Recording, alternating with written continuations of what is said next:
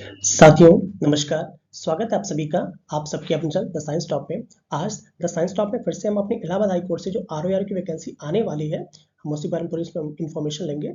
उम्मीद है आपको वीडियोस पसंद आएंगे। इसमें मैं पूरी सिलेबस की बात करूंगा, एलिजिबिलिटी की बात करूंगा। मैं सारी इन्फॉर्मेशन जो आपको चाहिए होगी मैं सारी बताऊंगा, क्योंकि बहुत सारे कमेंट्स आ रहे थे और मैंने इलाहाबाद हाई कोर्ट से मुझे लगता है करीब 6-7 महीने पहले वीडियो बनाया था, क्योंकि कोई ऑथेंटिक न्यूज़ नहीं मिली फिर क्या वीडियो में बनाऊँ, ठीक है। बट फिर भी कुछ अभी क्वेरीज है उस रिलेटेड मैं वीडियोस बना रहा हूँ। वो आप कहेंगे सर आप करें कि वैकेंसी आ रही आएगी कब? देखिए, जो भी वैकेंसीज को इन्फॉर्मेशन मिलती है, जो उसमें कुछ सेक्शन ऑफिसर्स हैं, कुछ आरओ हैं, उन्हीं के थ्रू मुझे भी न्यूज़ मिलती है, कुछ फ्रेंड्स हैं, तो वो जो न्यूज़ देंगे वही मैं न्यूज़ आपके सामने शेयर कर देता हूँ, ठीक है। तो अभी तक तो मान के चलिए कि ये वैकेंसी के ऊपर काम तो चल रहा है, ठीक है। वो कैसे काम चल रहा है, कछुए गति से चल रहा है या खरगोश की गति से चल रहा है, वो तो आपका हाईकोर्ट ही समझ सकता है। बट आपको पता है कि चीफ जस्टिस साहब आ चुके हैं, तो इंटरनल कुछ कमेटी बैठेगी, तो जल्दी इसकी घोषणा हो जाएगी। मैं कोई एग्जैक्ट डेट या टाइम नहीं बताऊंगा किस दिन ये आ सकती है, क्योंकि किसी को नहीं पता है, ठीक है। ये शायद जो आपके रिक्रूटमेंट सेल में जो आरओ काम करेंगे उन्हीं को पता होगा, जहाँ तक मेरी कोई पहुँच नहीं है, ठीक। बट फिर भी उड़ते उड़ते खबर ये है कि अप्रैल तक हो सकता है वैकेंसी आ सकती है। नहीं तो फिर आपको पता है जुलाई तो चलता ही रहता है। बट ठीक है, आपके पास जो समय मिला उसको पढ़िए, क्योंकि आपको पता है इसकी मेरिट बहुत हाई जाती है और इसमें भी डैश डैश डैश काम होते रहता है। डैश डैश डैश में जो इच्छा हो अपने मन से आप भर लीजिएगा, ठीक। आप इतने ज़्यादा खुल के नहीं बोल सकता मैं, क्या पता चलने गायब हो जाए, ठीक है। तो वेल, तो हम बात करते हैं। तो देखिए, वैकेंसी आनी तो पक्का है। कुछ, हाँ, जिनको लगभग सिलेबस के बारे में, टाइपिंग के बारे में सबके बारे में पता हो, वो इच्छा हो तो वीडियो स्किप करके जा सकते हैं, और जिनको लगता है कि इन्फॉर्मेशन चाहिए वो वीडियो बने रही, ठीक है। देखिए, आपको पता होगा जो आपका समीक्षा अधिकारी, इसको हम आरओ कहते हैं, ये आपका लेवल 8 का होता है, ठीक है। और जो सहायक समीक्षा अधिकारी होता है ये अराजपत्रित होता है, जो आपके लेवल 7 का है, ठीक है। ये आपका अराजपत्रित है। वैकेंसीज आएंगी पक्का, इसके लिए निश्चिंत रहिएगा, ठीक है, घबराइए नहीं, आएंगी तो पक्का है, ठीक है। बट अपने आप को आप प्रिपेयर कर लीजिए ना। आइए नेक्स्ट बात करते हैं हम, कि लोग पूछते हैं सर इसकी एलिजिबिलिटी क्या है। एलिजिबिलिटी के बारे में याद रखिएगा कि आरओ हो गया, एआरओ हो गया, या फिर एक कंप्यूटर असिस्टेंट है, तीनों एक ही साथ आती हैं। बट तीनों को पता नहीं क्यों हाईकोर्ट अलग अलग फॉर्म भरा हुआ है, पैसे कमाने का अलग अलग तरीका है। अब एक ही फॉर्म कराते जब सेम सिलेबस है, एक ही करवा लेते, बट ठीक है, उनके ऊपर है। तो देखिए, ये जो मैं जो भी बातें कर रहा हूँ कि एनटीए से, एनटीए की जो एनटीए ने आपको पता होगा इसका प्रीवियस ईयर का एग्जामिनेशन कराया था, तो एनटीए के नोटिफिकेशन से सारी बातें मैंने ली है, मैंने कहीं इधर तो नहीं छापी है। जस्ट का तस्ट देख रहा है, फोटो मैंने वहीं से क्रॉप करके लगा दिया है। तो एलिजिबिलिटी क्या है, ये एलिजिबिलिटी आरओ के लिए भी है, एआरओ के लिए भी है, और आपकी कंप्यूटर असिस्टेंट के लिए भी है, ठीक है। तो पहली बात तो ये कि आप किसी न किसी सब्जेक्ट से आप बैचलर हो, मतलब आपने बीए किया हो, बीएससी किया हो, बीकॉम किया हो, बीटेक किया हो, डजेंट मैटर, आपके पास एक बैचलर डिग्री होनी ही चाहिए, ये कंपलसरी है। किसी भी स्ट्रीम से हो, डजेंट मीन आपने भले बी फार्मा किया हो, बी फार्मा किया हो, या कोई बैचलर डिग्री आपके पास होनी चाहिए, ठीक है। दूसरी बात, सेकंड है, ये तो पहले सबके पास हो। सेकंड ये बोल रहा है degree diploma in computer science from recognised institution, university established by law, या इसके साथ साथ ये तो होना चाहिए, इसके साथ क्या होना चाहिए, आपका डिग्री हो या डिप्लोमा हो कंप्यूटर साइंस में, मतलब बीटेक वाले भी बीसीए हो एमसीए हो तो दौड़ के चलेंगे, ठीक है, ये होना चाहिए। और अगर आपके पास ये नहीं है, मतलब अगर आपके पास सेकंड वाला नहीं है, तो इनमें से कुछ होना चाहिए। आपने ओ लेवल किया हो, ठीक है, निलेट से, जिसको हम डोएक सोसाइटी कहते हैं, उसके थ्रू, या फिर आपने जो सबसे छोटी डिग्री होती है कंप्यूटर की, ट्रिपल सी, इसका सर्टिफिकेट आपके पास हो। अगर ये है तो ही आप इसके एलिजिबल हैं। कि एनटीए के द्वारा 21 की गाइडलाइंस के अकॉर्डिंग मैं बता रहा हूँ। अब हो सकता है कि इसमें डीसीए बीसीए जो जो भी है, विषय तो ऐड ही है, वो और भी, जैसे आपने देखा होगा उत्तर प्रदेश सरकार ने बहुत सी डिग्रीज को ओ लेवल के या ट्रिपल सी के इक्विवेलेंट कर रखा है, तो मुझे लगता है कि वो यहाँ पे भी नॉर्म्स लागू होंगे। बट अगर आपके पास नहीं है, तो मेरी एक ऐसे मित्र के रूप में, भाई के रूप में सलाह ये रहूगी कि आप ट्रिपल सी कर ही लीजिए, जाता ही क्या है, ठीक है, क्योंकि वैकेंसी लेट होते तक हो चुकी है, तो ट्रिपल सी का फॉर्म तो डाल ही दीजिए, निकल जाता है आराम से, ठीक है। तो ये इसकी एलिजिबिलिटी है कि आपके पास कोई बैचलर डिग्री हो, या बैचलर डिग्री के साथ साथ, ठीक है, अगर आपने बीटेक ना किया हो, ठीक है, बीटेक वगैरह ना हो, तो ये आपके पास ट्रिपल सी या ओ लेवल होना चाहिए। या बीसीए अगर आपने किया हो तो भी आप एलिजिबल हैं। तो भाई ट्रिपल सी और इसकी कोई मतलब ही नहीं है, मतलब अगर आप कंप्यूटर स्ट्रीम से हैं तो आपके लिए ट्रिपल सी और इसकी कोई वैधता नहीं है, बाकी सब तो अपने आप दौड़ के जाएगा, ठीक है। तो बट ट्रिपल सी अगर आप सबसे छोटी, मेरे ख्याल से आपको ट्रिपल सी आपको कर ही लेना चाहिए, जिसको अलावा हाईकोर्ट में आना है, ठीक है। इसके साथ जो थर्ड एलिजिबिलिटी क्या है, minimum typing speed of 25 words पर मिनट, कि आपका 25 वर्ड पर मिनट की आपकी टाइपिंग स्पीड होनी ही चाहिए। देखिए एक और बात, जब फॉर्म भरते हैं आप, तो आपसे वो सर्टिफिकेट नहीं मांगता है कि आपके 25 वर्ड पर मिनट की स्पीड है कि नहीं है आपकी टाइपिंग में, इंग्लिश टाइपिंग हिंदी नहीं आती, इंग्लिश टाइपिंग आती है, तो ऐसा कोई फिक्स फॉर्म पर सर्टिफिकेट नहीं मांगता। आप सबसे कहता है कि आपको आती कि नहीं आती, तो मैक्सिमम लोग सभी बोलते हैं टिक लगाते हैं। अब आप घर पे सीखते रहते हैं, कैसे भी आपको आती है उसके अकॉर्डिंग आप कर लेते हैं। टाइपिंग बारे में बाद में डिटेल में बात करूंगा मैं, ठीक है। तो एलिजिबिलिटी हो गई, आप किसी भी भारत के किसी भी प्रदेश से हो, किसी भी राज्य से हो, डजेंट मैटर, आप एमपी से हो या फिर, ठीक है, आप एमपी से हो, मद्रास से हो, पंजाब से, कोई बात नहीं, आप बस भारत के नागरिक होने चाहिए। हाँ बस याद रखिएगा, जो आरक्षण का लाभ होता है, जो रिजर्वेशन होता है आपका S T S C OBC का या फिर ईडब्ल्यूएस का जो आप मिले हो सकता है, तो उसके लिए आपको यूपी का नागरिक, आई मीन यूपी राज्य का आपको निवासी होना चाहिए। अदरवाइज आप इंडिया के किसी भी कोने में आप आइए और आप जनरल फाइट करेंगे, ठीक है। तो ये हो गया इसके बारे में। रिजर्वेशन केवल उन्हीं को मिलेगा जो यूपी के आई मीन निवासी हैं, ठीक है, स्थायी निवासी। नेक्स्ट हम बात करते हैं आपका किसे टाइपिंग में। क्या देखिए, अगर आप चाहते हैं कि आप टाइपिंग में सफल हो, टाइपिंग में मैक्सिमम लोग छठे थे, क्योंकि सेम डे एनटीए ने टाइपिंग करा दी थी, मैक्सिमम लोग छठ गए थे, क्योंकि वहाँ पे ऑटो सबमिट की, जो ऑटो सबमिट की बात करते हैं, यहाँ पे सब लोग वेट करते हैं कि भाई 20 मिनट की टाइपिंग है, ऑटो सबमिट होगा, ऑटो सबमिट हुआ नहीं, और फिर मैक्सिमम लोग की स्पीड वहाँ कम हो गई थी, ठीक है। तो आप अगर चाहते हैं कि आप आराम से सफल हो, तो भैया कम से कम घर पे 40 की स्पीड तो लेके जाइए। भले वहाँ बोला था 25, क्योंकि इसकी टाइपिंग हार्ड आती है, हार्ड वर्ड्स आते हैं, और जब आप एग्जाम में बैठते हैं तो हाथ आपके कांपने लगते हैं। भाई 20 मिनट का भले हाथ आपके कांपने लगते हैं टाइपिंग स्पीड में। पहली बात ये, घर पे आपके भाई अच्छा से कीबोर्ड होगा, और वहाँ जो सड़े से सड़ा कीबोर्ड होता है वो आपको टाइपिंग सेंटर पर अवेलेबल होता है। इसलिए कोशिश ये करिए कि कम से कम 40 की स्पीड आप इंग्लिश में लेके जाइए। अगर आप केवल हाईकोर्ट आर ओ आर के लगे हो तब इसे टाइपिंग करते रहिए, आधे घंटे एक घंटे किसी में भी। सोनी हो या किसी भी एक का सॉफ्टवेयर आप इस्तेमाल कर लीजिए। सोनी वाले मुझे पैसा नहीं दिया है, ठीक है, यूट्यूब वाले पर थोड़ा बहुत देते हैं। आपका जो मन हो, आप सोनी भी यूज़ कर लीजिए, कोई भी जिस सॉफ्टवेयर से आपको अच्छा लगता हो, क्योंकि इंग्लिश टाइपिंग में सारे फ्री अवेलेबल है, आप बस टाइपिंग करिए। But typing is very necessary, typing आपको बिल्कुल बाहर कर देगा। टाइपिंग पे कैसे करना है और क्यों लोग फेल हुए, इस वीडियोज़ मेरे पड़े हुए उसको देख लीजिएगा, फिर भी एक बार मैं बनाऊंगा पॉडकास्ट पर, ठीक है। आइए आगे हम बात करते हैं सिलेबस की। बहुत से लोग पूछा सर इसमें क्या क्या आता है।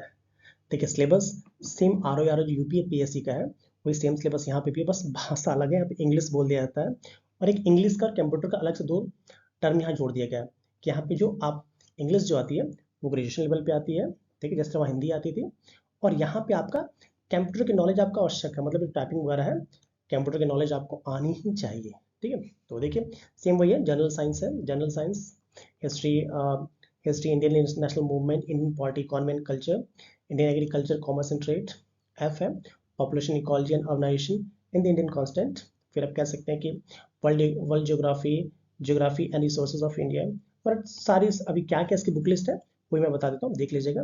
जो कंप्यूटर नॉलेज इसमें घबराने की बात नहीं, वही है 500 वर्ड्स मिनट टाइम मिलेंगे, जो कि आपको 20 मिनट्स में करने होते हैं। तो इसलिए बोला जाता है कि 25 की स्पीड आपकी आनी चाहिए, बट कहाँ आ पाएगी भाई, नहीं आ पाती, क्योंकि कुछ वर्ड्स इनके गलत भी होते हैं, कि अबाउट है, कहीं अबाउट लिखा होगा, ठीक है, अगर अप्रॉक्सीमेटली लिखा हुआ है, ज़्यादा भी हो सकता है कम भी हो सकता है, सेंटेंस फॉर्मेशन है ना, तो आप स्पीड अच्छी करके ले जाइए तो आराम से आपका निकल जाएगा। सेम फॉर्मेट में, अगर उन्होंने गलत छापा तो गलत छापना है, आपको सही छापा तो सही छापना है, कॉमा फुल स्टॉप सब आपको सेम में करना है, ठीक है। हाँ इसमें नेगेटिव मार्किंग होती है, मैं समझाऊंगा कैसे समझाऊंगा, ठीक है। याद रखिएगा, जो लाइक समझाई देता हूँ आपको मैं।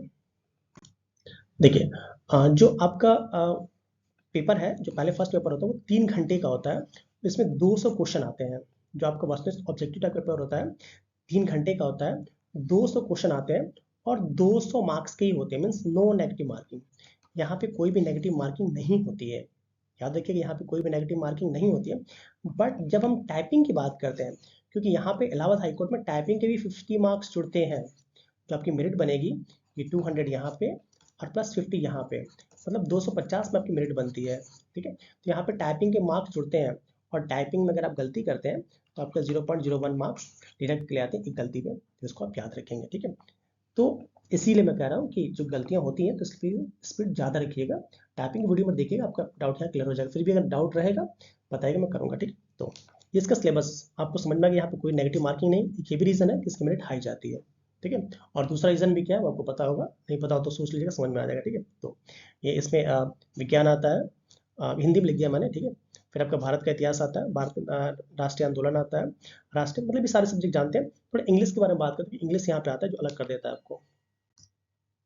हाँ, ये जो आप देख रहे हैं कि knowledge of general English at graduation level, ये आपका ग्रेजुएशन लेवल पे आपकी इंग्लिश आती है। जब तक एनटीए, ध्यान सुनिए मेरी बात को, जब तक एनटीए इस एग्जाम को नहीं करा रही थी तब तक ये जो आरओ का पेपर था, इसमें आपके 50 मार्क्स की इंग्लिश आती थी। बहुत से लोगों को पता होगा 50 मार्क्स की आती थी। बट जब एनटीए ने इसका कराया तो एनटीए ने जो पेपर बनाया उसमें 13 से 14 मार्क्स की ही इंग्लिश आते थे, जो कि यूपी बिहार एमपी वालों के लिए बल्ले बल्ले है। जैसे मान लीजिए यहाँ बच्चे यूपी वाले ही होते हैं, ठीक है, मैक्सिमम बच्चे आपको यूपी वाले मिल जाएंगे, एक आध बिहार और एमपी के मिलते हैं। तो यहाँ पे 13 क्वेश्चन अगर 14 क्वेश्चन अगर इंग्लिश के आ रहा है, तो आपके लिए तो बिल्कुल, यूपी वालों के लिए या जो लोग आर का पेपर देते हैं उनके लिए भी, उनकी टाइपिंग अच्छी है, उनके लिए तो बेस्ट है एग्जाम में, ठीक है। क्योंकि भाई वन डे एग्जामिनेशन, एक दिन के एग्जाम में आपको कौन इतनी बड़ी नौकरी देगा, लेवल 8 की, लेवल 7 की, कभी पॉसिबल नहीं है, ठीक है। तो इसलिए मैं कहता हूँ कि आसान है अगर आप लगे रहे तो। कंप्यूटर नॉलेज टेस्ट में 20 क्वेश्चन कंप्यूटर के भी आते हैं, कभी 13-14 भी आते हैं, जो कि आप लोसेंट से या रहन से रट्टा मार के आप कर लेंगे, बट कंप्यूटर का लेवल भी यहाँ पे अच्छा होता है। तो अगर एनटीए ही कराए, तो जैसे पता है एनटीए ही कराते हैं, अगर एनटीए ने पिछली बार की तरह पेपर दिया तो 13 से क्वेश्चन ही आएंगे, 13 से 14 क्वेश्चन आएंगे। बट जब ऑफलाइन, जब खुद इलाहाबाद हाईकोर्ट कराते तो 50 मार्क्स के आते थे। बट फिर भी आप इंग्लिश के लिए तैयार रहिएगा तो अच्छा रहेगा, ठीक। तो आइए हम बात करते हैं क्या क्या बुकलेट्स हो सकती है। अगर आपको बुकलेट्स पता हो तो आप स्किप करके जा सकते हैं, तो नेक्स्ट हम बात करते हैं विज्ञान के लिए। देखिए सबसे पहले मेरी बुक बिल्कुल फेवरेट मानता हूँ, लुसेंट आपके पास होनी ही चाहिए। आप एसएससी के हो, सिविल के हो, लोग बोलते हैं बट सबके पास लुसेंट होती है। तो विज्ञान की लुसेंट इनफ है। फिर भी आपको लगता है कि और देखना तो आप घटना चक्र भी देख सकते हैं, पीवाईक्यू। आप इतिहास की बात करते हैं, इतिहास अगर बहुत डीप में पढ़ना है, लुसेंट तो सबके पास, मैं बोल रहा हूँ लुसेंट होनी ही चाहिए। इसके बाद अगर बहुत डीप में जाना हो तो मुझे लगता है अगर आपने ये सब अगर आपके पास है तो पढ़िए, या फिर घटना चक्र से पीवाईक्यू लगा लीजिए, आपके सारे के सारे इंटरनेशनल मूवमेंट के क्वेश्चन कंप्लीट हो जाएंगे। राज्य व्यवस्था पॉलिटिक बात करते हैं, वही लुसेंट है, मोर देन इनफ है। फिर आपको लगता है कि आप ये सब बुक्स है तो पढ़ लीजिएगा, या फिर घटना चक्र का पीवाईक्यू लगाइए, सारे के सारे काम चल जाएंगे। नेक्स्ट आप इकोनॉमी यानी कल्चर की बात करते हैं, तो इसके लिए तो भाई करंट से मिला के पढ़ना पड़ता है आपको, ठीक है। और फिर घटना चक्र का पीवाईक्यू लगा लिया हिस्ट्री वाले में तो आपका कंप्लीट हो जाएगा। नेक्स्ट आप बात करते हैं, आप एग्रीकल्चर से बहुत अच्छे क्वेश्चन आते हैं, तो वाणी लगा लीजिएगा, ठीक है। और घटना चक्र आर्थिक से करंट से कोरिलेट करेंगे तो भी आपका कंप्लीट हो जाएगा। फिर भी एग्रीकल्चर के लिए मैं कोशिश करूंगा कुछ ना कुछ आपको पक्का बताऊं, क्योंकि एग्रीकल्चर बहुत ही अच्छे लेवल पे यहाँ पे आती है, ठीक है। जो 13 से 14 क्वेश्चन थे एग्रीकल्चर के, अच्छे क्वेश्चन आ रहे थे, तो उसके लिए बताऊंगा कि आपको क्या पढ़ना है, ठीक है। चलिए आगे आप देखते हैं, जनसंख्या नगरीकरण कुछ क्वेश्चन आ जाते हैं, वाणी ले लीजिए, घटना चक्र ले लीजिए। इसके लिए घटना चक्र हो सकता नहीं, अगर वाणी का आप ले लेते हैं तो आपका सारा क्वेश्चन क्लियर हो जाता है। लगभग सारी बुक्स आपके पास अवेलेबल भी होंगी। नेक्स्ट आप पर्यावरण पारिस्थितिकी की बात करते हैं, क्वेश्चन अच्छे आते हैं। आप घटना चक्र ले लीजिए, मोर देन इनफ है, या इन दोनों में से कोई एक बुक ले लीजिए, या तो दृष्टि ले लीजिए या फिर वाणी ले लीजिए, आपके सारे के सारे पीसेस तक के क्वेश्चन क्लियर हो जाएंगे। विश्व भूगोल और भारत के भूगोल और प्राकृतिक संसाधन की बात करते हैं, तो घटना चक्र लीजिए। लुसेंट तो भाई हमेशा हर जगह नहीं, लुसेंट आपके पास होनी चाहिए। दृष्टि क्विक बुक बहुत अच्छी आ रही है, इसको आप देख लीजिए, आपके सारे के सारे दोनों से कोरिलेट कर लिए मिल जाएगा। और जिसके पास ये है, महेश वर्णवाला या वाणी है, तो वो क्विक बुक कर सकता नहीं, कोई एक ही पढ़ी, मतलब ये तो घटना चक्र तो और लुसेंट तो कंपल्सरी आपके पास, और इनमें से अगर कोई हो तो ले लिया करिए, ठीक है। आइए हम अगला देखते हैं, करंट अफेयर्स के लिए घटना चक्र, घटना सार, यूट्यूब वीडियोस देख लीजिएगा, ठीक है। क्रॉनिकल पतली वाले देख सकते हैं, मैं तो घटना सार को ज़्यादा प्रेफर करता हूँ, देख लीजिएगा, ठीक है। आइए तर्क शक्ति या रीजनिंग की बात करते हैं, तो भाई इसके लिए तो कुछ नहीं चाहिए आपको। यहाँ पे अगर आपके पास लुसेंट है, उपकार के प्रैक्टिस कर लेते हैं तो मैक्सिमम क्वेश्चन आपसे लग जाते हैं, प्रैक्टिस ही मेन है इसमें, ठीक है। आइए हम अगला देख लेते हैं, यूपी स्पेशल के लिए वही बात है, घटना चक्र या वाणी। घटना चक्र जो तत्सार है बहुत अच्छी है, वाणी की भी अच्छी है, पीवाईक्यू है तो अच्छी बात है, नहीं है तो कोई मतलब नहीं है, इन दोनों में से किसी एक से काम चल जाएगा आपको। नेक्स्ट अब बात करते हैं सामान्य हिंदी की। सामान्य हिंदी के 13 से 14 क्वेश्चन आते हैं, कुछ मत करिए, अगर सारी बुक्स अवेलेबल है तो ठीक है, या फिर ये आदित्य पब्लिकेशन के ले लीजिए, सारे के सारे क्वेश्चन आपको यहीं से मिल जाएंगे, इसके लिए निश्चिंत रहिएगा, और सादा आपके पास हो भी। नेक्स्ट अब बात करें जनरल इंग्लिश की, तो जनरल इंग्लिश के लिए जो नीतू सिंह जी की बुक है, कि वॉल्यूम फर्स्ट बहुत ही अच्छी आती है। इसके साथ साथ जो एमबी पब्लिकेशन में जिसमें एसएससी के पेपर्स होते हैं, अगर आपके पास समय है तो इन क्वेश्चंस को लगाइए, तो इंग्लिश आपका अच्छा हो ही जाएगा, ठीक है। बात करते हैं एलिमेंट्री नॉलेज ऑफ कंप्यूटर, दो ही बुक्स आती हैं, अरिहंत और कंप्यूटर, आती तो बहुत सी होंगी, जो ज़्यादा चलती हैं इसके लिए अरिहंत की या लुसेंट की कोई भी एक बुक लीजिए, बार बार क्वेश्चंस को सॉल्व कर लीजिए, ठीक है। पीवाईक्यू देख लीजिए, ठीक है, पीवाईक्यू आती है इसकी, पीवाईक्यू आती है कि कौन कौन से क्वेश्चन पूछे गए, वो भी देख लीजिएगा, तो कंप्यूटर सारे क्वेश्चन आपसे लग जाए, बट बेसिक ही आते हैं, देख लेंगे आप इसको, ठीक है। तो इस तरह कंप्लीट हो जाएगा आपका। तो इस तरह ये वीडियो खत्म होता है। उम्मीद है आपको ये वीडियोस पसंद आ रहे होंगे, तो प्लीज़ हमारे चैनल को लाइक शेयर सब्सक्राइब करिए। और आप भी कैसे वीडियोस चाहते हैं उसको कमेंट में पक्का लिखिएगा, मैं कोशिश करूँगा वीडियोस बनाने की। हाँ, जो भी पेपर 2021 में हुए हैं, मैं बहुत जल्दी उनकी जैसे हिस्ट्री का अलग सेक्शन में, ज्योग्राफी का अलग सेक्शन में वीडियोस बनाने वाला हूँ, तो उसके लिए आप तैयार रहिएगा। आज के लिए इतना ही, मिलते हैं अगले वीडियो में। Till then keep learning, keep smiling. जय हिंद।